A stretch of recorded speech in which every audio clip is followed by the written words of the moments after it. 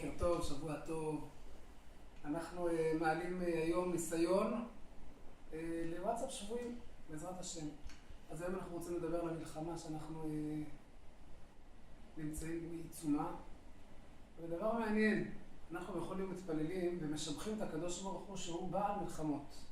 אנחנו אומרים בעל מלחמות, זורע צדקות, מצמיח ישועות בברכות קריאת שמע. מה השבח?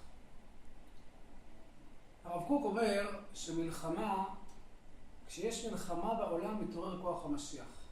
כדי שנסביר את העניין, אולי דווקא מהמילה שאחרי בא מלחמות, אנחנו אומרים זורע צדקות.